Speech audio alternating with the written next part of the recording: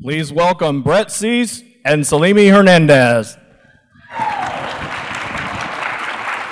Hello, everyone. All right, so the first thing I'm going to ask is for anyone that's kind of feeling orphaned on their own island, we are going to be doing some group activities today. So for those that are in person here with us at the Omni, group up with a table of at least 4-ish other people. That would be helpful for the partner activities, as well as for the time that we're going to have at the end for our mentors coming in here to play a role of member of Congress. So with that, though, welcome everyone joining us live stream, as well as those that are here in the Omni to our Climate Advocate training. Let's give each other a round of applause for making it to DC. Thank you. Some quick housekeeping items. This workshop is going to run right to 12:30. So if you need to take a bio break at any point or refill the coffee across the hallway, feel free to do that. We won't think of that as rude, but we're going to keep moving through because we've got a lot of content to cover. And we also want to make sure to highlight for each of you, if you have any questions, there's going to be lots of time with your mentors that are coming in here. So at this point, if you are interested in making sure to have the chance to talk to them, please feel free to also just write those questions down in your packets. We'll go over the packets that you should have at your table. Everyone has one right in front of them as we go through each of the activities today. One other last thing to note, just for housekeeping, if you, especially those that are here tuning in online, or for you in person later on, want to access the slide deck that we're using, you can see it right here on this slide. It's simply cclusa.org/advocate-slides. So all of the material, all of the information is available right there for you for later on in case you have any questions. So with that, though, let's talk about our time together, right? We've got an opportunity for the next 2.5 hours-ish, 2 hours-ish, to jump right in to talking a lot about CCL's methodology and background. We're going to first talk about how we're organized, our core values, and how we're structured as an organization. We're then going to dive in deeply to talking about how we build political will using a methodology that's called the 5 levers of political will. Solemi and I are going to review some of the details on how to set up motivational interviewing in your actual mock lobby meetings in a little bit. We'll talk a lot about the carbon fee and dividend background that CCL has been advocating for many years, as well as what we're focused on this June for our lobby meetings. And then we're going to end with the culminating experience, the favorite part of the workshop for me, which is meeting a mock member of Congress. They won't probably be a real member, but they will be somebody that's been in meetings before that's going to help you and your team at your table feel trained and ready to go and put all of this together in a big praxis model of actually demonstrating that you're going to be ready for your meeting, whether it's live or if it's online after this workshop. So just a little bit about myself, and then I'll pass it to Solemi too. My name is Brett Cease. I use he, him pronouns. I'm based out of Duluth, Minnesota. I've been involved with CCL for over a decade now, and just at this point I'm involved in the education and engagement department, creating the most successful and empowering learning pathways for all of our volunteers. So if you've logged on to CCL Community, check us out. I'd love to meet you on there, and I'm guessing I've already talked to a lot of you on here. And joining me today is Solemi, and I'll let her tell a little bit more about herself. Thank you, Brett. Well, my name is Solemi Hernandez, and I have the honor to be Citizens Climate Lobby Southeast Regional Coordinator. My work is to support volunteers building political will in Florida, Alabama, Georgia, North Carolina, and South Carolina. I'm based out of Naples, Florida, the land of the Calusa tribe. My background is grassroots community organizing. I joined CCL in 2017, inspired by their mission to build political will in a bipartisan way and find climate solutions. I am the mother of 2 wonderful boys, Alexander and Patrick, which are my daily motivation to do this work. Hear, hear. And I'm guessing all of us today have that motivation that's driving us to obviously engage on this critical issue as well. So what we're actually going to do right now is invite anyone that's here either in person or attending online with our virtual live stream to go to pollev.com. It's listed here on the slide too, /CCL123. We're going to do a couple of interactive pollings to help our live stream attendees feel connected to those of us in person. So you can pull out your smartphone, or if you've got your laptop out and you're connected to Wi-Fi. This is the first prompt today, and if you can't get this, that's fine too. It's only going to be a minute each time, but we want to provide that sense of connectivity. So if you go to pollev.com /CCL123, you'll start seeing where we're all calling in from. It's really going to be fun, a couple of these activities, just to feel connected with all of the people that are joining us, whether the medium is online or in person. This is great. People internationally, yes! Great, yeah, let's get those international attendees coming on. All right, so as people are entering in, just a quick show of hands too here. How many people have never lobbied their member of Congress before today? Just raise your hand if you have not had a chance to do that. We've all been there. Welcome, and thank you so much for stepping into that role. How many people are here for their first CCL conference? Woo! I love it, okay. And at this point, how many people are planning on lobbying their member of Congress, whether here in DC or back home online after today's training? Okay, great. What a great distribution. And we'll make sure to obviously walk you through, if that's news to you or if you haven't thought of that before, today we'll also help highlight how to make that happen. All right, so Solemi, what are you seeing on the poll? Oh my God, we have people everywhere. We have people on the ocean. That's great. Central Russia even. Excellent. Wow, look at that. People keep popping up. This is great. It's great to have this big community all over the world.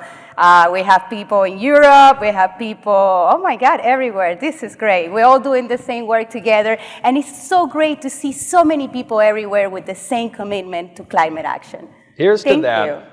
And let's just jump right in. Actually, I'm sorry. I'm going to have you go switch back to the slides if that's all right.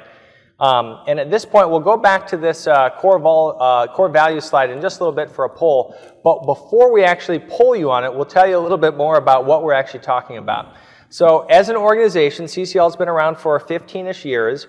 And what guides all of our volunteers and staff together as we continue to grow so quickly is what we return to is called our core values. So we have 7 of them listed here, and you can really think of them as a home base, something that you can return to that can help guide your decisions in the field as far as what would CCL do in this situation. And I'm guessing for all of you, just like Solemi and I, some of these might resonate with you more than others or have drawn you specifically into working with CCL.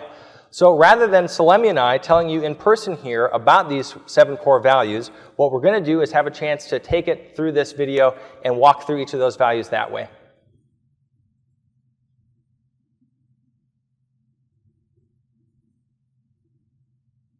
National policies to address climate change. These core values guide our staff and volunteers along the way. Focus. Our focus is on one of the single most impactful solutions to climate change, placing a steadily rising fee on carbon dioxide emissions and rebating that money back to all American households. We know it won't solve the problem entirely, but we appreciate the work that our friends and other groups are also doing. Optimism. We believe that people are good and that democracy works. We are confident that our approach will work because we see progress. We stand for a solution, not in protest of others. Together, we are a community that offers one another comfort, support, and fun as we work. Relationships. We take the most generous approach to other people as possible, that grounded in appreciation, gratitude, and respect. We listen, we work to find common values, and we endeavor to understand our own biases. We know that there's a place for protest, but our approach is in building consensus. Integrity. We are prepared and do our research. We are always on time for meetings. Our approach is thoughtful and thorough. We consult with experts and use data. We are open to new information. In fact, we solicit opposing opinions. Personal power. We use our voices to be heard. This simple act transforms us from spectators to engaged citizens, and it reveals the true nature of democracy to us. We are volunteer-driven, trusting volunteers to make important decisions and to create and develop things that will be valued by Citizens Climate Lobby. Diversity. We empower everyone in exercising their personal and political power, regardless of race, ethnicity, nationality, gender, gender identity, sexual orientation, age, religion, ability, socioeconomic factors, or political opinions. We seek out support and elevate people whose voices may not have been fully heard. Being nonpartisan. We are open to all who are serious about solving climate change. We don't judge each other on where we live, what we wear, what we do for a living, or who we voted for in the last election. We work with elected officials and community leaders from across the political spectrum. We believe everyone is a potential ally. It's your corner too. Jump in. Sign up to get started on volunteering with CCL and get connected with the group nearest you. Excellent. So let's jump right in. And for this morning, what we'll do is go to that next poll. If you wanted to again go to pollev.com/CCL123, and that will be a chance now to share which of those 7 core values stood out most to you. Is it focus? Is it optimism? Is it integrity? Personal power? Diversity? Relationships? You name it, and you'll be able to see that on the poll here as things are jumping up and down. A little bit of a horse race. What are you seeing, Solemi? Give us the play-by-play. Being nonpartisan, I love that. It's going there. We lost a little bit here. Integrity. Excellent. Yep, so at this point, basically, we'll just let this poll stand for a little bit more. I know we've got most of the respondents set up. But I'll actually pass it to you, Solemi, and let's jump into a little bit more about how we're structured and organized as CCL. Sure. Citizens Climate Lobby is could we put a slide? Citizens Climate Lobby,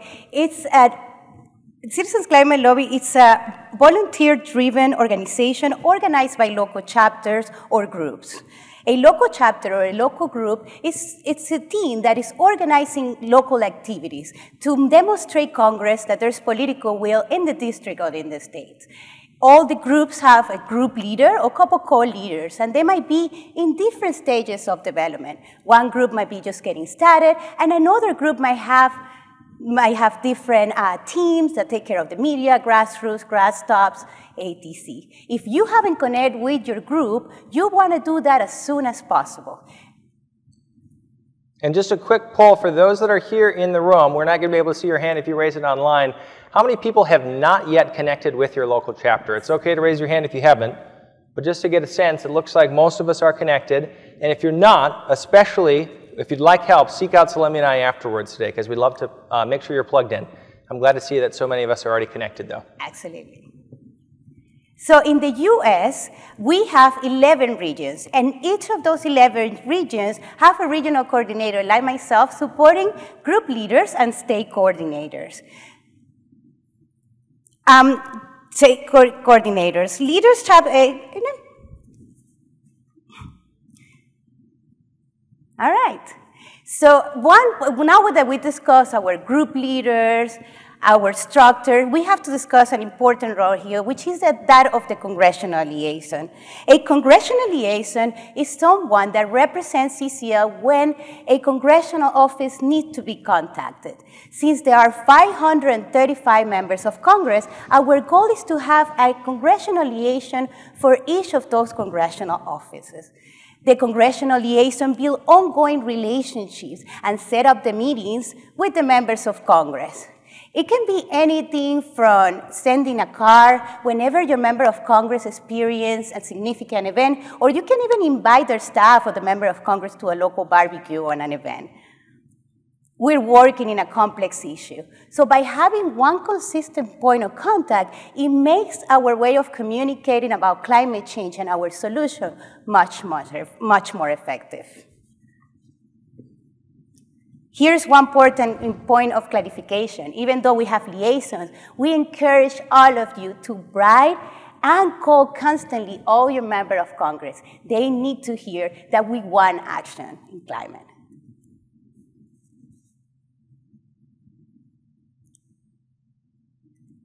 Yeah.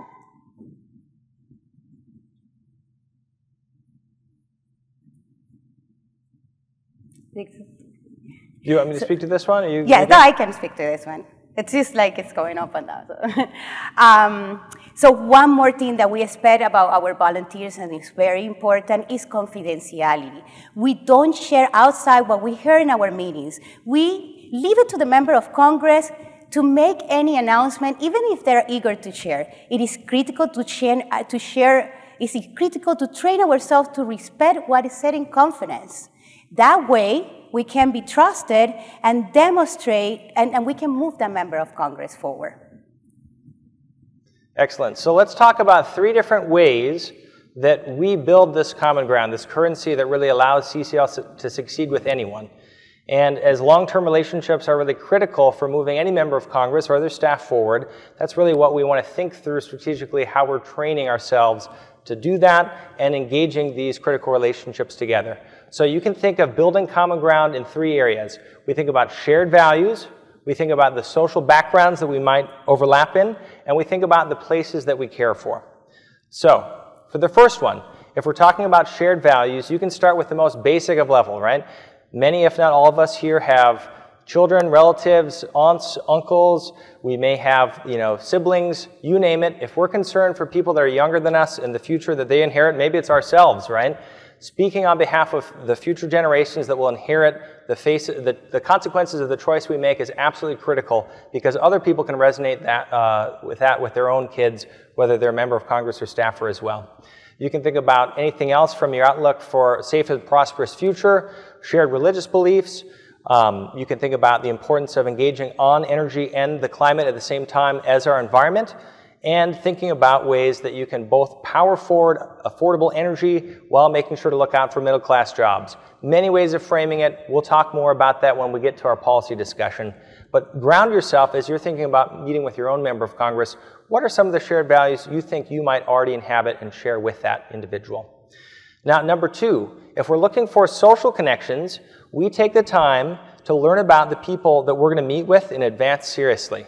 And now in the LinkedIn era, when you can simply Google somebody's name and come up with a whole background and areas that they may have served on, from boards, schools, jobs they've had, extracurriculars they're involved in, it's really helpful not only for the member of Congress, but for the staff to also prepare, and when you come into that meeting, help make those connections.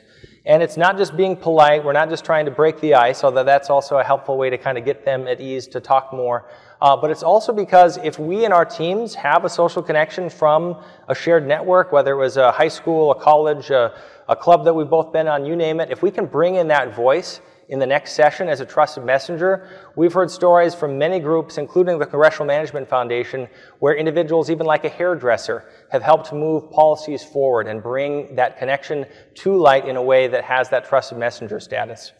And on the 3rd level, places that we care for, no matter who we talk to, we know that the people in this room, the people that we're going to meet with in Congress, care about their hometown community and this larger world passionately. And so in just a minute, Solemi's actually going to walk us through an activity to think through in our own storytelling how we can bring that connection to the places that we care for into the meetings we have to be more effective. And the last thing I'll just share before passing it to Solemi to set up that activity is this. If you walk away with one thing from this workshop today, we really have this one rule. And that is, as a representative of CCL, as a volunteer that's meeting with our members of Congress, we ask that no matter who you're meeting with, even if you may disagree, agree with them, you name it, that you treat everyone with a degree of respect, appreciation, and gratitude.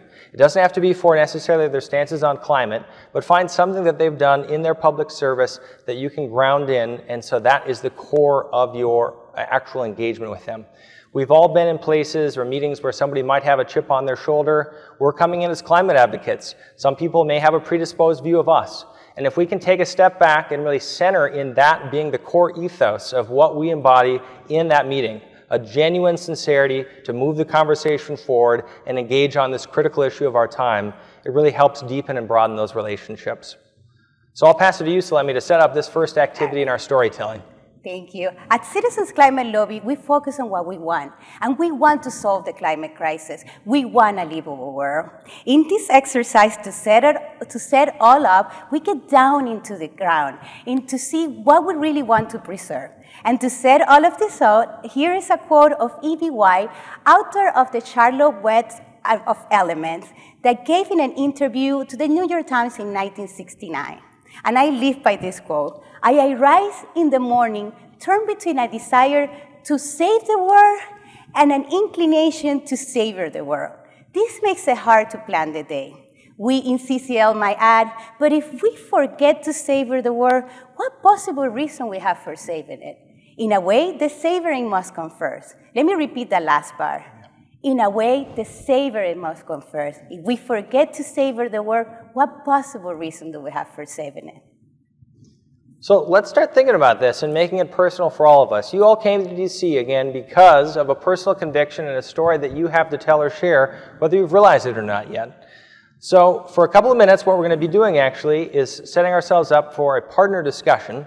And what we're inviting you to think about is a place in your own life that already is being impacted or is being threatened by climate change. In this activity, we're not asking you to think about other environmental factors that are also impacting the places that we care about, like overdevelopment or toxic pollution. We're really trying to draw that direct line to how climate change is already showing up negatively in our lives and threatens our futures. And what we're also inviting you to do is be descriptive with your imagery. Think about it in your mind's eye. Use, sight and touch and sound. Don't just talk about it. Invite the listener to be there right with you. And if you can make it in your own hometown or your congressional district, all the better.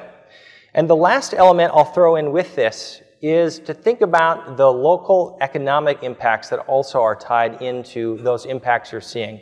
So whether it's reduced worker or agricultural productivity, whether it's extreme heat from wildfires or the impact of hurricanes and flooding, disease vector expansion, reduced seafood yields, whatever it is, if you can draw that line between economic impacts and the personal impact for your own story and the place that you care about that's already showing up to be threatened, all the more powerful and compelling.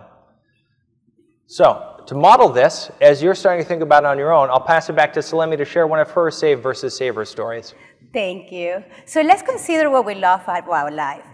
A family tradition, perhaps a special place in nature, or a certain way of life.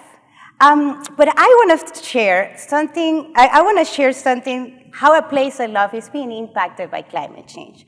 I live in Naples, Florida, very close to the Florida Everglades.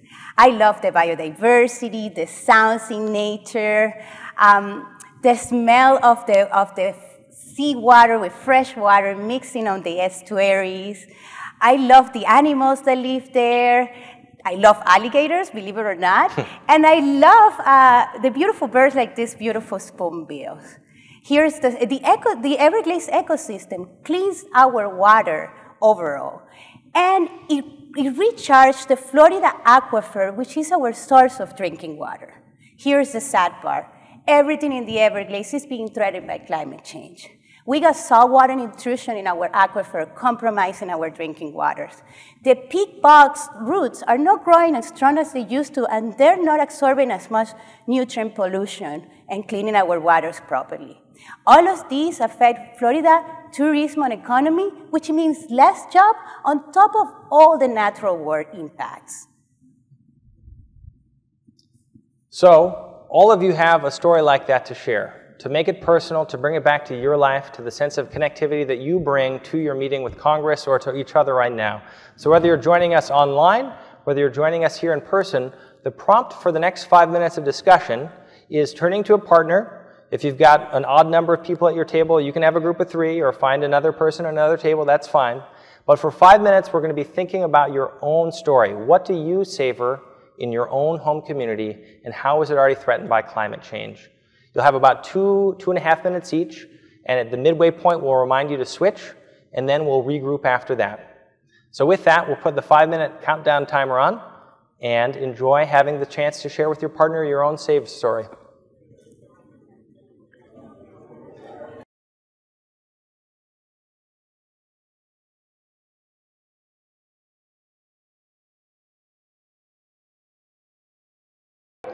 All right, we've hit the 5-minute mark, but we have not hit the end of your storytelling.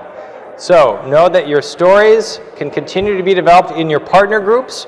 Refine them, improve them, make sure that you are confident in being able to share them. And this isn't just a moment for you to share and speak up during introductions in your Member of Congress meeting.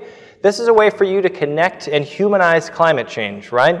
Because so often we hear about the far-off impacts. So often we hear stories about charts or bar graphs. But what we continue to learn from social science is that people connect so much more strongly with concerns for their own hometown community and what's showing up for us here and now. And the more ready and prepared we are to be able to share that in our own storytelling at the grocery store, you know, at where our place of worship might be, at our college campus, the more ready we are to connect those dots with others in our lives and to break what scientists call the spiral of silence, where because we don't hear about climate change being talked about in a real and grounded level, we don't talk about it, thus perpetuating that silence for others around us. So thank you for engaging in your storytelling. Thank you for talking about how climate change is impacting the places that you care for, and please be empowered to use that voice as often and as far as possible in who you're engaging with. We've talked about the micro, right? We've zoomed in and we've specifically keyed in on locations and places close to our hearts. What I'd like to do actually is just for a moment go on the macro level. So we're going to tell the story of Rusty Schweickart, an Apollo astronaut. This story was told by to Marshall Saunders over 15 years ago. Marshall was the founder of CCL. If you've been a part of our info session, you've heard a lot about his story and background. He absolutely still infuses the cultural values and the guidance of CCL to this day. And it's been a part of our climate advocate training workshops ever since that first time that Marshall's heard it. So by connecting here with CCL's first executive director, Mark Reynolds, who you obviously saw on the stage earlier today, he's going to be the storyteller. Know that you are connected to every other climate advocate training workshop that's been a part of CCL's history. And I'll let Mark take it from here. During the Apollo mission in 1969, astronaut Rusty Schweickart was let out of the capsule on an umbilical cord. Usually NASA keeps the astronauts compulsively busy up there, but a peculiar thing happened to Schweickart. Just as he emerged from the capsule, something went wrong within the capsule. Both Mission Control Houston and the remaining astronauts had to concentrate on the problem. This left Rusty all alone, floating around Mother Earth in complete cosmic silence. During this time, Rusty had two profound conversion experiences. He looked back on Mother Earth, a shining gem against a totally black backdrop, and realized that everything he cherished was on that gem: his family and land, music and human history, with its folly and its grandeur. He was so overcome that he wanted to hug and kiss that gem like a mother does her firstborn child. Compassion flowed through him. Trained as a jet fighter pilot, he was a typical macho man, but a breakthrough of something bigger came washing over him at that moment in space. Schweikart's second wake in space was a political one. He was a red, white, and blue American who believed what he'd always been taught, that the world was divided between the communist world and the free world. Yet, while floating around Mother Earth, he saw that rivers flowed indiscriminately between Russia and Europe. That ocean currents served communists, socialists, and capital nations alike. The clouds did not stop at borders to test for political ideology, and that there are no nations. Nations exist in the mind of the human race alone. On returning to NASA, Schweickart was not debriefed by any spiritual director about his mystical experiences. He confesses to having wandered around in a state of stupor for 6 months, bumping into walls while asking himself repeatedly this one question: why did God do this to me? Finally, he concluded that God did this through him so that others might hear the message. What message? Compassion, interdependence, shared beauty on this shining, glistening planet. The holy earth. We must take such care of it. It must take such care of us.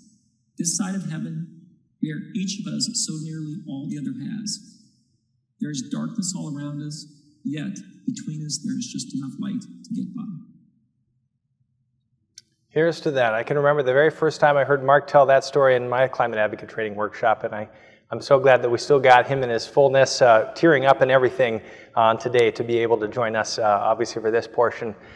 Obviously, as we've been reflecting and thinking about the story and how it applies to our day and time, I think it has even more particular relevance right now as we face an international community of war. We face so many political and geopolitical challenges, and yet you are here, you are engaged, you are showing up to make a difference and have that responsibility that Schweickart shares about. So, let us talk about how this experience connects to our mission and how it really applies to what we're trying to accomplish together. And I'll pass it back to you, Solemi. Thank you. We know politicians don't create political will. They do respond to it. So it's our job as a constituents to create so much political will that politicians don't have another option to do whatever we ask them to do. That's why in Citizens Climate Lobby, our mission is to create the political will for climate solutions by enabling individual breakthroughs in personal and political power. I did have my own personal political breakthrough in 2018 when I decided to go back to school to study political science, and I just graduated this past semester. Woo-hoo.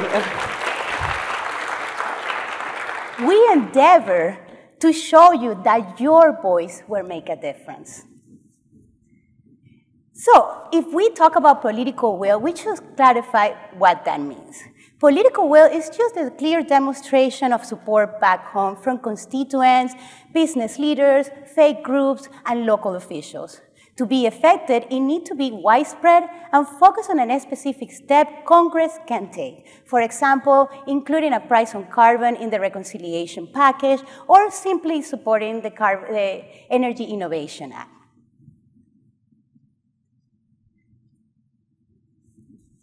You want me to jump in on levers of political will? Yes. All right, so one of my favorite quotes is from Archimedes, and he says, if you give me a lever, I can move the world. So let's move the world together by thinking about how we are organizing across these 5 levers of political will. What creates it? We're going to dive into each of these individually, one by one. So nothing is more impactful than constituents like you and I engaging and meeting with our members of Congress and their staff, and doing so often and in a coordinated fashion across all of Congress. So that's the very purpose of what CCL does. It takes all of us as motivated, concerned, and engaged constituents and brings our voices to Congress. We meet with Congress, we build a team around the liaisons that Solemi talked about. We bring in trusted messengers from the community, and we also help highlight the support that we're committed to continuing to build in the district. Again, lobbying is the most highly leveraged activity that we can do. The second lever is media. We work with both print and digital media to move the conversation forward toward climate solutions. Some chapters have a point person for an outlet media. We write letters to the editors, we do op-eds, we actually do virtual writing letters parties that you guys are all invited. We spread social media coverage, we meet with editorial boards to seek their endorsements, we do radios and TV interviews. How many of you, just a quick poll of hands here in the room, I won't be able to see online, but how many of you have taken the chance to write a letter to the editor before in your lives? Not necessarily even about climate, just about something. Excellent, give yourself a round of applause. That's obviously no small step. Not to single out one individual, but there's somebody here in the room that took the CCL methodology to the next level and organized a letter to the editor writing effort across all of Minnesota, and just successfully helped us, at least our Minnesota volunteers, organize and write LTEs in every single county in Minnesota. So, Pat, if you wanted to stand up really quick and highlight just your work on that front, that's a great example. Oh, excellent, okay. Well, let's talk about the third lever. So if that was media that Solemi dictated, let's talk about grassroots outreach. We know the general public is deeply engaged and concerned about climate change. Poll after poll continues to highlight that. I think the most recent rendition of the Yale Project on Climate Change communication poll, over 2/3 of Americans are concerned and very actively concerned about our changing climate. So our voice as Citizens Climate Lobby activists and advocates is to bring those voices to Congress. And how we do that has shifted a little bit during COVID.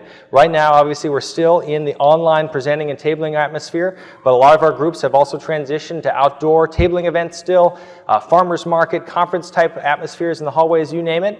How many people here are involved in the monthly Calling Congress campaign? Have you heard of that before, the MCC program? That's a wonderful program. If you haven't checked it out, you can Google it right now, where you get an automated email or text, depending on your preference, just once a month to call your member of Congress on a designated day. And that way, across your congressional district, you and your friends, your family, whoever wants to sign up for it, can continue to demonstrate that political will from the grassroots level and engage in Congress to keep their eye on the ball with climate. How many people have been a part of an action team on CCL community before? Have people heard about action teams? They're groups of individuals that basically are focused on a particular sector. I'm glad to see a couple of hands. If you haven't yet checked them out, you can just go to CCL Community, and then click on Connect, and under there, there's a menu for action teams. We have over 50 of them, and they're focused on different areas like higher education, or agriculture, or energy, and how to engage that sector in supporting carbon pricing and more engaged climate policy. I'll pass it back to you, Solemi, to talk about grass tops if we've talked about the grassroots. So our members of Congress tell us consistently that they need to hear from local respected leaders. That's why in our grass tops engagement lever, we do our research on who is these people that have an impact on our congressmen. We seek them, we look for their endorsement, and we make them to become, we make them from allies to become champions. And we also work in passing local resolutions for a carbon fee and dividend. And the last and certainly not least lever is focusing on chapter and volunteer development. It's what allows us to do everything else more effectively. The more engaged, the more inclusive, the more widespread your own chapter is in bringing in volunteers, the more effectively you're going to be able to lobby. The more letters to the editor or media pieces you're going to generate, the more outreach you can do, you name it. So if you're a people person, if you like hosting events on social media or reaching out and calling people one-on-one to invite them to your next chapter meeting, this might be a perfect opportunity for you to plug in, to really focus on how you can engage and invite your larger community to take that next step and grow your local base of support. So what we're actually going to do here is just take a moment. I'm actually just going to go to the podium to show you. Here we are. We're finally at the first page of your packet. Maybe you've already dabbled in it, and that's entirely okay. And for just a moment, what we're going to actually ask everyone to do is pull out the first sheet. It says CCL Volunteer Opportunities. There's a front and a back to it. And what we'd like you to do is look at the front and check 1, 2, maybe 3 boxes that stand out to you to be most of interest for your own local engagement. And then on the back, there's a reflective writing prompt for a couple of questions that are really asking you what brought you to CCL. And what I always like saying, again, we've talked about 5 levers. Think about the 5 levers of political will as you have just arrived at your favorite restaurant. You've sat down and the menu is presented to you. By no means do we expect you to eat everything on the menu. In fact, we hope you don't. So select that finest dish, that most tantalizing selection of activity that you'd like to engage on, and let's just take a moment for you to check that box, fill this out. And the end goal is going to be, after today's workshop, for you to go up to your group leader, and if you don't know who that is, or if you'd like help after today finding them, you can let Solemi and I know at the break, and present this as a way for them to know how to help activate and plug you into their local efforts. So we're just going to take 2 minutes. We're going to work together to specifically focus on what stands out for us, and I'm just going to have these questions that are also listed on your packet for those that are in person mode. For the online attendees to also reflect on. And for those that are online, since you don't have the packet necessarily in front of you, you're more than welcome to start drafting up an email to reflect on your favorite 5 lever activities and what kind of responses to these questions are. We'll just put 1 minute on the clock and we can do this together.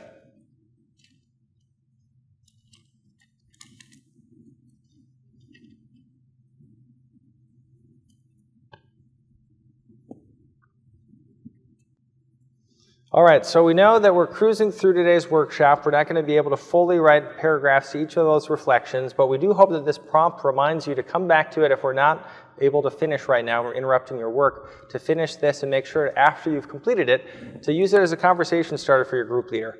For the sake of today's workshop, though, since we're fitting a lot more into a 2.5-hour period than we would have longer time, we're going to keep moving forward. And the last thing that we'll do here is shown up here on the slide. We're actually going to activate the next Poll EV slide, and we're going to ask you to reflect on and be able to show kind of live time what your favorite lever of political will that you're most interested in engaging with is. So feel free to go to pollev.com/CCL123. And the horse race begins again. I'm not surprised that lobbying Congress is the most popular. That's obviously why we're all probably here. And I think the other powerful thing that Solemi and I love about doing this every time, with the values poll, with the 5 levers poll, the reason why we have so many levers, the reason why we have so many values, is because it brings different people in depending on what your interests are. So it's perfectly beautiful to have such a diversity, obviously, of interests and ways that we can engage and build that political will for a livable world on climate. So thanks for completing that. It looks like at this point we're pretty settled in. We've got Lobbying Congress as the winner, followed up by a close tied second with Media and Grassroots Outreach. And with that, I'll actually pass it to you, Solemi, to talk a little bit more about another benefit behind why we also use levers. So the good thing about working in 5 levers of political will is that when one lever is stuck, we can pull out harder in other levers. For example, you have met with a member of Congress, and he agreed that the Energy Innovation Act, it's a great proposal. However, they won't co-sponsor the legislation because he's asking for more voter support in the district and also business in the community. In this example, it makes sense to ramp up your grassroots outreach to grow your local base of support and do grassroots engagement by getting endorsements by local business or your Chamber of Commerce. And I know we've talked conceptually about just the idea behind levers. What we'd actually like to do is invite our Senior Director of Development, Lene Pettengill, to tell the story about how this looks put together with the story of one CCL chapter, of Utah in particular. I want to add something real quick, Brett. What we're trying to do here is not easy, but people like you that are passionate, well-trained, and have organized by districts and have a good support system can more than influence the political process. And so let's figure out and how that happens. So here's the story of Utah's volunteers using the 5 levers. And we'll let Lene take it from here. I think we might need sound still.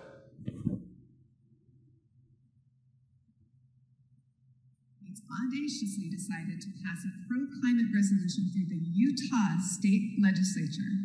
They found a Republican to introduce the resolution, but it wasn't granted a hearing. So, not to be deterred, Piper and friends organized a youth-led mock hearing where 100 students from across the state testified.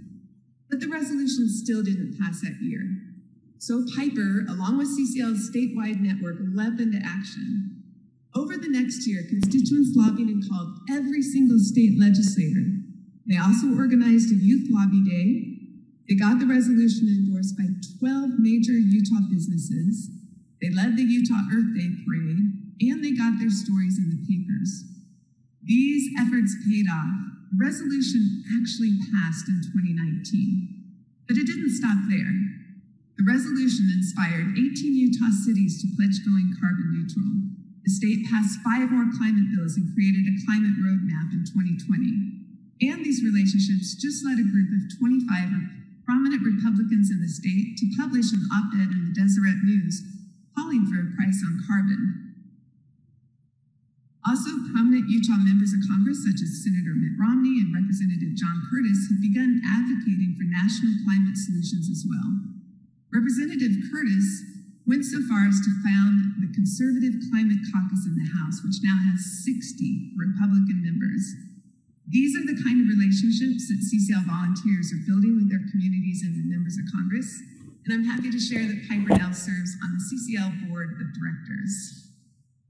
Excellent story. That kind of storytelling is going on throughout the country right now for all of our different chapters, putting all 5 of those levers to work across such a coordinated and strategic fashion. So thank you, Lene, obviously, for demonstrating the powerful story of Piper and the story of our Utah CCL volunteers. But know that wherever you're plugged in throughout the larger country, you've got that same backbone of support for individuals and leaders in your community too. So let's talk really quick. Obviously, we're going to connect the dots here on how this approach of really engaging across the aisle, of being bridge builders is at the heart of CCL's methodology. And then we're going to jump into a little bit more of the policy details and discussion of why we're here today too. So obviously you can see from CCL's beginning, we've been focused on building those bridges and connections from what was called the Gibson Resolution, which brought forth the chance for Republicans to step forth in Congress and to say that climate change is real, significantly impacted by human activity, and that Congress needed to step up and do something.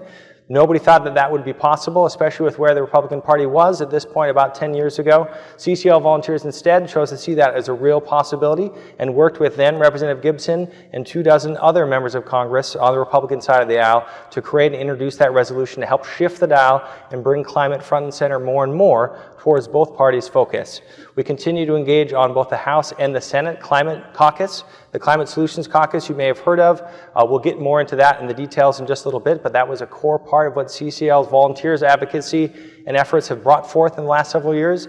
And again, even the idea 5-6 years ago that members of Congress on both sides of the aisle could work together, introduce significant legislation to impact climate and put a price on carbon seemed far out of reach. So let's talk a little bit more, though, about specifically what we're focusing on this June and how all of this ties together. We're going to talk about the power of a carbon fee and dividend. We're going to focus on meeting our climate goals and how those two interrelate, and then we'll use that to really think through our primary ask this June. So, if you want to as well, I'm on the second page of our packets for our in-person attendees as well. So, historically, since CCL really has ramped up our advocacy, we've been focusing on one critical piece of addressing climate change, and that is through putting a price on carbon through a carbon fee and dividend policy. And as you can see on this slide, it works fairly simply. It's detailed even in a little bit more detail here. Is a little helpful ask that you can hand out in your lobby meeting if it comes up. Number one, you charge a steadily rising price on fossil fuels as close to upstream as possible in the economy. Number two, you return all of that money, 100% of the net revenue, back to households as carbon cash back. And number three, you adopt a border carbon adjustment, or what's now known as a carbon border adjustment mechanism by Europeans, to protect U.S. manufacturing and promote international ambition. Now, there's a lot more details about why each of these steps is important and focused on, and when your mentors show up, make sure, especially as you're thinking about this, if you haven't had any of your questions answered, to write those down so that in your small groups you'll have a chance to engage and talk those through. But for the purposes of this full group discussion, we're going to stay pretty high level. Now, one of the main benefits of talking about carbon fee and dividend is really focusing on how it actually is a beneficial impact for our economy, what it actually can do for those in the lives of how it affects and shows up for everyday Americans. And we like to focus, as you can see on this packet as well, on the four main benefits of number one, such a policy helping us stay on track to science and economists' best available resources to be net zero by 2050. Number two, making sure that as we transition our whole economy towards more and more adoption of clean energy, it remains as affordable and as innovative and driven by businesses as possible. Number three, that we're really focusing on saving lives. We're preventing premature deaths. Many people don't know, but tens of thousands of Americans every year die early, prematurely, because of the air pollution they breathe, because of the energy that we're producing right now. So not only will this have positive benefits for our climate, it will have positive health benefits as well. And lastly, and certainly not leastly, that critical element of putting money back into each of our pockets so that this policy isn't regressive, but it benefits all of us to participate in putting solutions to work. We're not actually seeing rising energy costs as much as also seeing that dividend coming back to shield us from any of those immediate short-term energy cost rises. One of the other key things that we want to highlight is that this has broad-scale support, right? From thought leaders to the Intergovernmental Panel on Climate Change to huge organizations and civic groups, 1,100 prominent businesses, 1,300 individuals, 1,300 businesses, 53 educational facilities, 171 faith groups, over 160 local governments, news media outlets, nonprofits. The support is there and widespread, and that is the voice that you're bringing to your meetings. So with that, let's transition to the second part of what we're focusing on policy-wise, and that is this climate goal that President Biden has set us forth on. A year ago, at the Earth Day Summit in 2021, you can see this quote that came from President Biden's statement at that event. He said, "The United States sets out on the road to cut greenhouse gases in half by the end of the decade, 50% by 2030. And that's where we're heading as a nation, and that's what we can do if we take action to build an economy that's not only more prosperous, but healthier, fairer, and cleaner for the entire planet." That quote is going to come in handy as far as where we're focused on with our primary asks for particular segments in Congress. And throughout this whole last year, you've probably heard of budget reconciliation. CCL volunteers have been deeply engaged in this process. We've mobilized over 168,000 calls and emails to Congress and President Biden calling for strong, durable carbon pricing solutions in Congress to be passed, as well as budget reconciliation overall. We've engaged 4.5 million individuals through targeted phone banking and text banking, thanks to CCL volunteer efforts like yours. We've engaged over 3,400 op-eds and letters to the editor, as well as major media outlets. So that is where our eyes have been in this last year. And you can see the result of that led to 4 pieces of bipartisan climate legislation being signed into law through the omnibus and the bipartisan infrastructure bill. You can also see that we're currently still looking at 2 additional bills that have at least made it through one of the 2 chambers of Congress. And we can get into one of those in the supporting asks if you're interested. We've got the Growing Climate Solutions Act, which has passed the Senate and is still in the House, and the Hope for Homes Act, which is included in the House version of the reconciliation package. So, given all of that, there's been a lot of effort and a lot of hard work, and we want to acknowledge that, and we also want to draw the line that with all of these efforts, these bills do not still keep us on target to meet that goal that President Biden set forth of 50% emission reductions in the next decade. Now, this is the only chart I'm going to have today. I know that obviously with people here in the room, it might be hard to see some of these squiggly lines. So I'll do my best actually to just highlight on maybe one of these here, that bottom line here of what I'm going to be talking about. You can see that bottom green line. So what this chart highlights, it's from Resources for the Future, a really prominent and well-trusted on both sides of the aisle think tank here in DC. What it's trying to make the case for in this one simple chart is that that top line shows business as usual emission patterns. If we don't do anything, no additional climate pattern or policy. And if you see then that next line, if we just talk specifically about the actual package that was included originally in the reconciliation, it would have kind of kept us about halfway on track to what we were looking for. But if we're specifically engaged on wanting to make sure to hold President Biden accountable for that 50% reduction goal in the next 10 years, this study, along with many others, have highlighted the critical nature that putting a price on carbon included in whatever package is negotiated plays. So where are we at right now with budget reconciliation? We've kind of been at the same place for a long time. You can see this chart actually shows where we're at.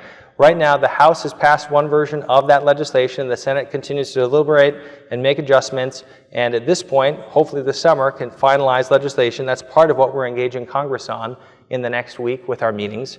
And then through that vote, the House would then, if the Senate passes a different package, which it looks very likely to do, would have to re-vote on that.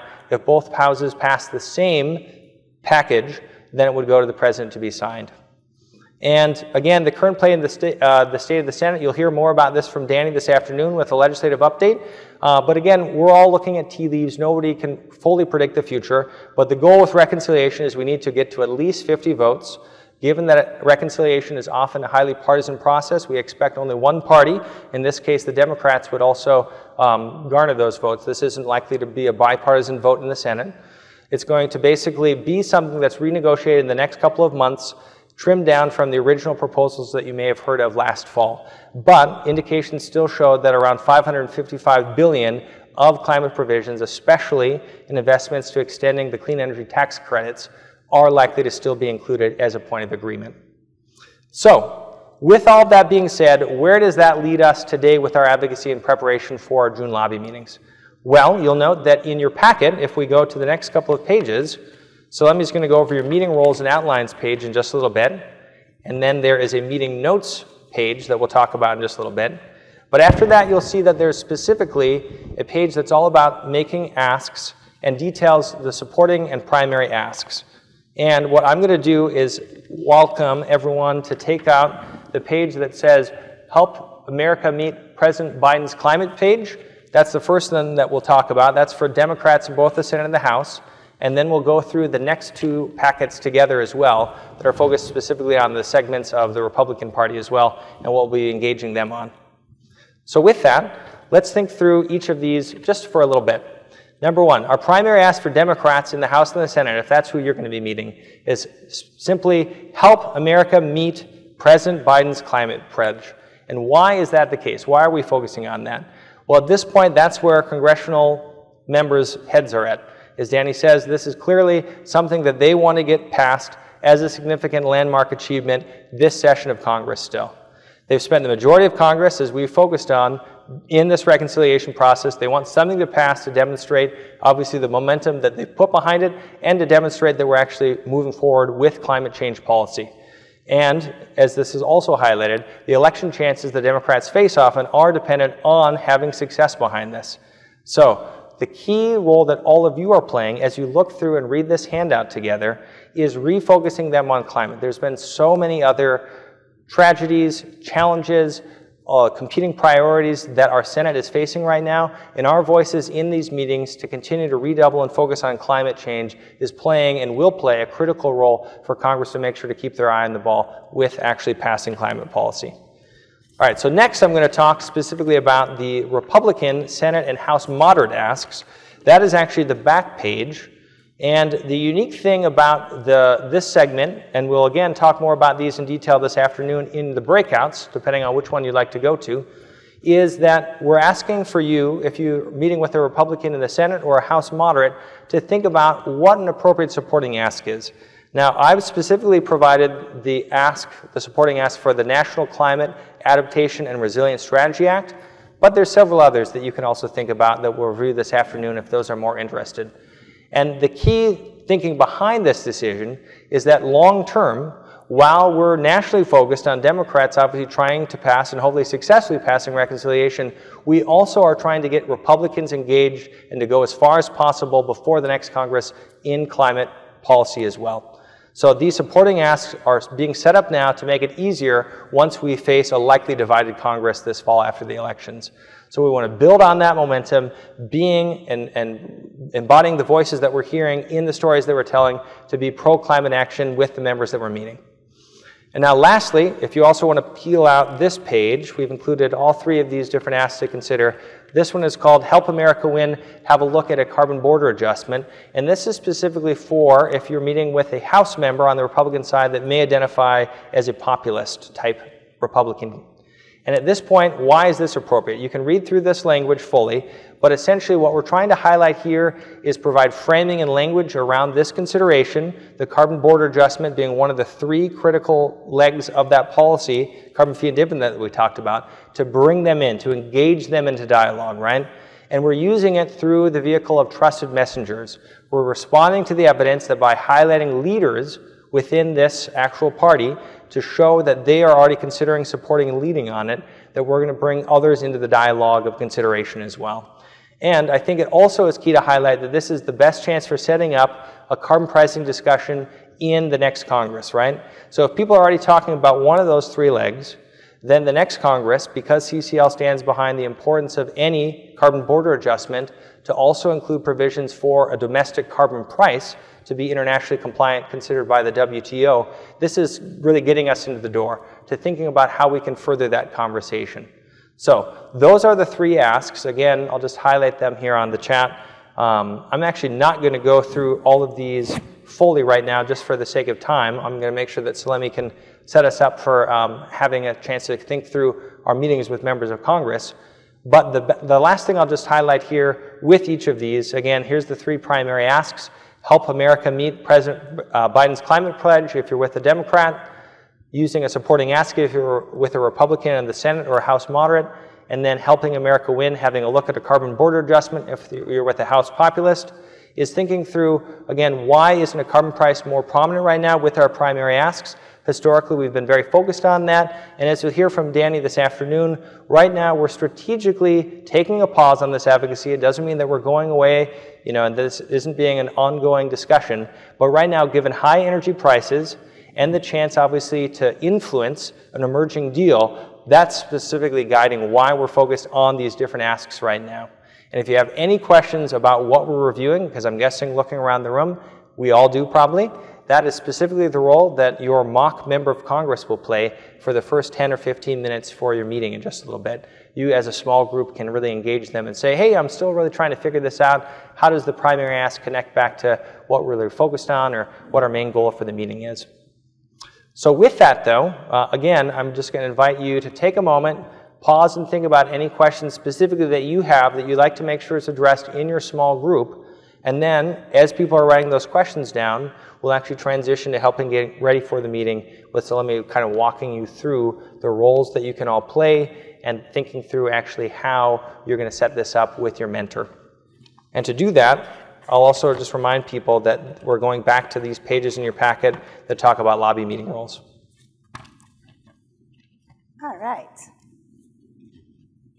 So this is a great opportunity to tell you that everything what we're just going to talk about is available in our website community. Under the resources and training tab, you will find Loving Congress, and there's a self-paced training. You can listen to it, you can read a lot of good information. And even though no two meetings are the same basic guidelines follow.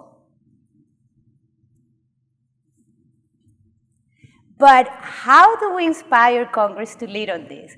How do we get other people to join us to make Congress find its way on this? And how do we have these difficult conversations? To have this difficult conversation, in CCL, we learn and we teach you how to deep listening. This is also called conversations, sharing values, in motivational interviewing. And the sequence follows like this. We find the other person's interest.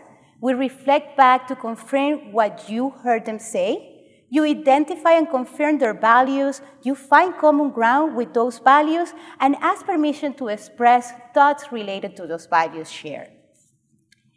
So let's do a quickly, let's imagine for a minute, how does it feel when somebody doesn't listen to you? In my case, I start getting a little bit louder, hoping that by shouting they might hear me. Sometimes I start repeating myself, thinking that repetition might help sink it in. Or my favorite is like, just stay quiet. Why should I try if you don't want to listen to me? So right now, we're gonna do a role play. How do we do the motivational interviewing? Right? So I'll play the member of Congress or the staffer, and Solemi will play the volunteer. And she'll be the main one doing the behind-the-scenes thinking on this. So I've heard basically Solemi make an introduction about the policy and the main ask that they have in the meeting. And then my expressed concern is thinking through, thanks so much, Solemi. I really appreciate the work that all of you in this meeting are bringing forth. I'm just frankly really worried right now about frontline communities, and they've already suffered so much from COVID and all of the shutdown and the pandemic economically. I'm concerned that additional climate policies may pose undue costs on their backs already. I am so glad you're bringing this up. That's such an important topic. Thank you for bringing this up. So that's step number one. Yeah, then we go and find their interest and confirm what you heard them say. You can use the word, you can say something like, if I hear you correctly, economic justice is essential priority to you. Is that right? Yes. All right, so now that you identify their values and confirm those, you want to find common ground. Tell them that you share and respect those values. You can say something, I care about economic justice too. In our next step, we ask permission to share your thoughts and your experience. And building in the last step, I also care about economic justice.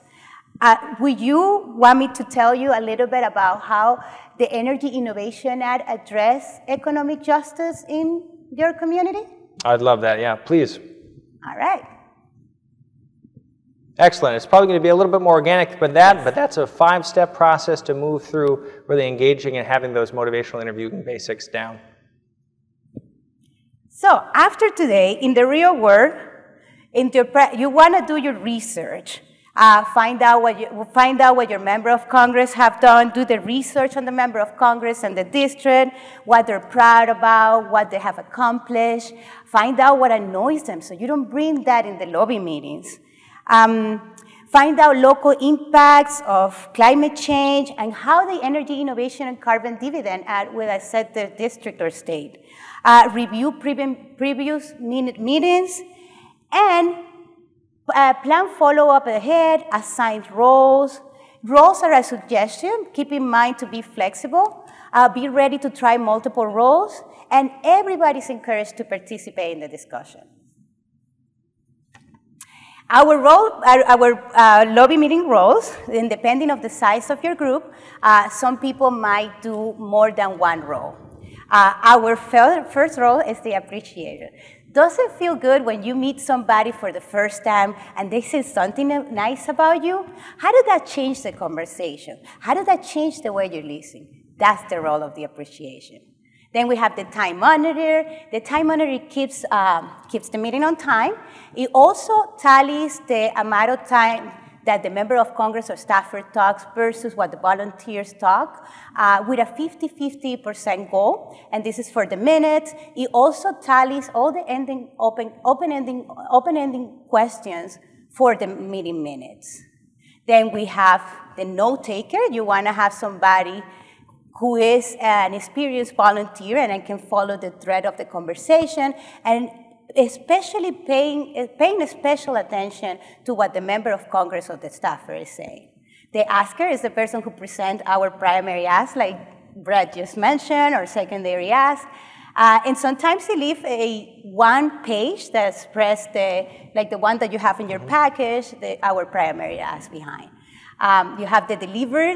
That's the person that brings, prior COVID, we used to bring like this of correspondence from our back into our districts to their office. It was great to bring them. Now we can send those documents and materials via email.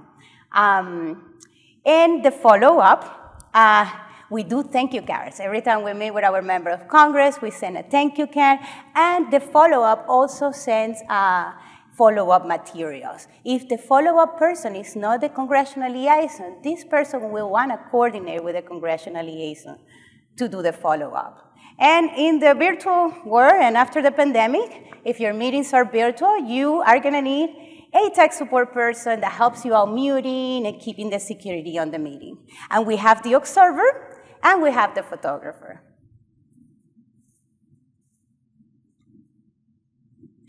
So one important role here is the leader meeting. So the leader meeting, one analogy of what the meeting leader does during the meeting is that of the conductor. He empowers participation, may handle transitions during the discussion, may ask open-ended questions, keeps the meeting on track and closes the meeting, and helps the team settle on a supporting ask prior to the meeting. How many of you, just a quick show of hands, in your mock lobby meeting a little bit would be interested in taking on that role? Because there's going to be about one of you each table, so you can start thinking about that. Yeah? All right, we can keep thinking about the roles. But you want to do an overview of the outline? Excellent. You can do service leadership. That is when we will come all together and work together. You don't have to be that person that kind of like tells you what to do. It's a work group. Absolutely. It's a group work, so don't be ashamed to be a leader. It's not that hard when you have a group support. The basic meeting outline begins by thank you, the member of Congress, for meeting with us. The timekeeper asks how much time do we have. We do brief intros, we do our appreciation, and we state our purpose and ask. In the middle of the discussion, we exchange thoughts, we listen, and we move them forward. At the end, we tell them our supporting ask, we clarify questions that the member of Congress or staffer might have, and then we do the follow-up. So we're basically almost at time, and you might hear a little clamoring outside. The barbarians at the gates are the members of Congress, staffers that are playing the roles here in just a little bit. And they'll probably actually get here a little bit early since we're at 11:40, the projected time. So we'll just have them even give a little bit more Q&A discussion. But we'll keep this slide up for the next 45 minutes. And basically, this is really the overview of how you and your small groups are going to be able to spend time with your mock lobby member and their mentor. They're the same individual. For the first 10 to 15 minutes, you're going to have a chance to get to know them, introduce yourself briefly, and then ask whatever questions have come up. We whipped through a whole bunch of information for these first 2 hours. So what questions do you have about CCL, about carbon fee and dividend, about our primary asks, or the reconciliation progress and process? And then after that, we'll give you a little verbal cue at about 11:50. We're going to start preparing for the meeting, and that means that you, as a team, are going to think through what roles you want to take on, as Solemi just highlighted. And a reminder, all of those roles are in your packet under the meeting roles sheet. It says meeting roles and outline. That'll help you really think through that. And you also, as a group, want to identify who your mentor is going to be. And the way that we ask you to do this is depending on who you're planning on meeting with for Congress. Take a quick poll, say, hey, I'm going to meet with the House Democrat, I'm going to meet with the House Democrat, I'm going to meet with the Senate Republican. whoever has the most votes at your table. And if you want to self-organize a little bit now knowing this, if you know other people around you are also in different meetings, you can group up because that's who the member of Congress will be. So it's not going to be a specific member of Congress unless you'd find that most helpful. You can just plan on meeting as a group with a generic House Republican, for example. And that's the role that they're going to embody. So that was 10 minutes of really thinking through the preparations for the meeting, who's going to be playing which role. And again, we know that we're throwing you into this. This in a 2.5-hour workshop isn't going to be the full experience that you probably even had if you're prepping with your lobby team meeting, but it's really meant to capture the highlights and help you get activated and figure out your role and figure out also if you were to engage with your lobby members in an upcoming meeting, how all of this would be expanded upon with more time. And then directly at noon, for those here on the East Coast, we're going to have a chance to make sure that everyone has a role and participates in a mock lobby meeting. Your member is going to be having to return to the floor for a vote in 10 minutes, so they only have 10 minutes of your time, and that will really set up the construct for your meeting. It's okay to make mistakes. It's okay to not remember what you were going to say if you get really nervous, but we're going to focus on, for those 10 minutes, really pretending that we're right in the thrust of a meeting as your small group. And then lastly, at the 12:10 mark Eastern, we're going to start debriefing. And you can transition to thinking about takeaways with your mentor. They'll give you some advice or reflections on what they've observed, and you can also reflect as a team and do a little round robin on what you do differently next time. So with that, though, we've basically reached a point where, at this point, if you wanted to get up now knowing this, especially I'm seeing a couple of teams have 7 or 8 people at a table. If you want to break that up and have groups of 4 or 5, we've got plenty of mentors. If you want to stay together as a full table, we do ask that you make sure that there's at least one chair. That's what those pink reserved markers have been for the mentor that's going to be showing up. And the process will be that they'll open the doors in just a moment, and your table, once you've figured out who your team wants to be, is just going to hold up your pink flashcard to indicate that you still need a mentor until you've got somebody paired up with you. So at this point, can we make sure that Zane and the rest of the mentors can come on in? Morgan, would you mind letting them know that we're ready for them? Would somebody mind letting Zane know in the hallway that we're ready for the mentors? Yeah, excellent. I want to mention something, Brett, real quick. You know, sometimes I used to get really nervous when I go lobby because I didn't grasp the policy very well, and I know many of you just heard about the policies we're promoting just now. But the most important thing in your lobby meeting is your personal story and how climate change is affecting you in your community as a constituent. So keep that in mind. Thank you. No, that's so true, Solemi. And with that, let's launch into our breakouts with your mentor. If you're online, Stephanie's taking great care of you. If you're in person, come on in, mentors. Look for those pink flashcards for people that need you. And we'll basically start pairing up for our mock lobby meetings. So feel free as a team to hold that up if you're still looking for a mentor. And you can also raise your hand if you need Solemi and I's help here as people get onboarded. Excellent work. Yeah, I'm going to regroup people, and then you say Brett's going to run around. Raise your hand if you have a story to share. Okay. Oh, we got the mask.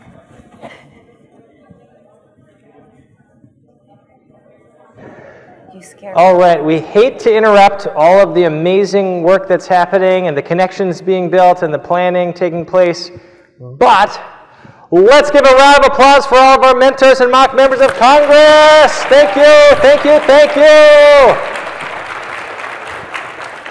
It is absolutely my favorite part of the training every time. This is where the magic happens. So again, just can't underscore enough how much we appreciate every one of you being the mentor, being the mock member of Congress, and for all of you as attendees jumping right in and saying, hey, I might not be ready, but we're going to try this anyways. So let's do a little processing. I'll pass it to Solemi.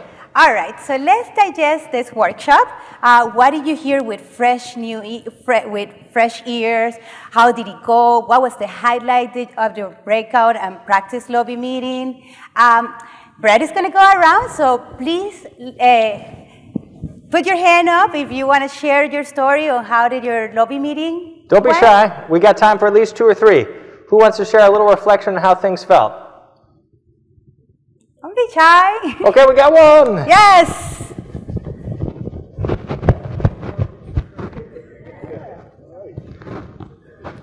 Hi. my group did an amazing job. As a thrown on the spot, learning something new, first lobby meeting, and sort of build like a quick rapport. Seem all like we fit like a team, like we've been doing it a long time. So I definitely think we did an amazing job, and definitely kudos to my team for stepping up. Thank you, James. Let's give it up for James. Who else? Yes, Tim. So in our group, we went down the path of working with the Progressive Democrat, and kind of the plan we came up with. In our local chapter, we've done a lot of work to support local initiatives. And the reason we've done that is because our senator actually has been very progressive with legislation. So for our meeting, we're going to walk in, appreciate all the wonderful work that senator has done, and then do the ask, what does she need?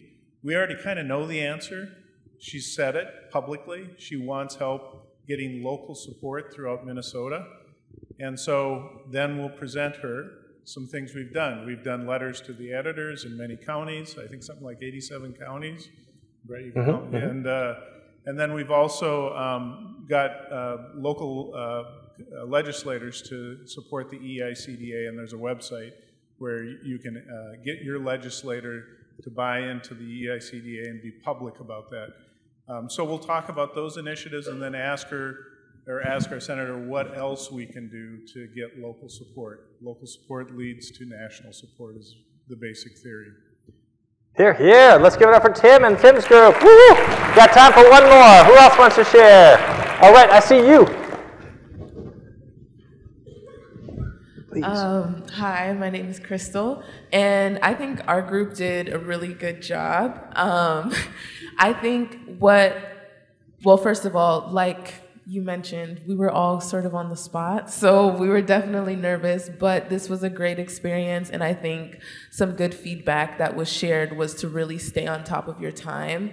If you're meeting with a congressional representative, they're not going to be keeping track of it, so it's up to you to make sure that you cover everything you want to and that you're really prepared. But this was good. It was good. I love hearing that. All right, big round of applause for everyone again. Give yourselves a round of applause. Woo, woo, woo. Yes.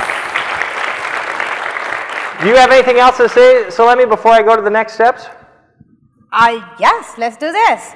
All right, so 3 last thoughts, and then again, Solemi and I are going to be available afterwards. We're going to be right here back by the booth. If anyone wants any one-on-one, you're also welcome to connect with your mock member. They might have follow-up or ongoing thoughts too, so I don't interrupt that. But number 1, make sure to connect with your local group. So if you haven't done that yet, if you need help, if you want to plug in, especially figure out where to give that volunteer inventory sheet that you filled out here today, let Solemi and I know. We're happy to help point you in the right direction. Number 2, if you haven't checked it out yet, CCL's monthly call-in campaign is available at this short link for us attending online or for us in person. It's just cclusa.org/MCC for the monthly call-in campaign. It's a wonderful, simple way for you and your family or friends that would like an automated prompt once a month to engage Congress. Can't underscore it enough to really build out that grassroots support. And last and not least, I may be a little biased, but CCL Community is a wonderful place for you to explore and get connected after today. So if you need help finding out where to go, logging on, navigating it, you name it, I'm going to be there all of lunch, so you can also bring me food, with any questions that you have about CCL Community. Get plugged in, finding out how you can engage everyone after you leave DC to stay connected with resources, forums, trainings, you name it. So we're going to keep this slide up afterwards, so you can write down if you haven't yet where to get the slides, where you can contact Solemi and I, where you can access our forums. But to close us out and really, again, ground us in the transformative power that all of you bring the movement, I'm going to pass it to you, Solemi, and we'll center ourselves in a quote. Of course. And thank you all for joining us and being part of the solution. And thank you to our mentors here and online. We hope you find this training informative, useful, and empowered to continue your journey as a climate advocate and with us. And to finish and send, this is a quote from a CCL volunteer that encapsulates all what we have been talking about and being part of CCL. My favorite part is the sense of community in CCL. Not only I have gotten to meet people who live near me, I have also gotten to meet people in other chapters throughout the states and the entire country.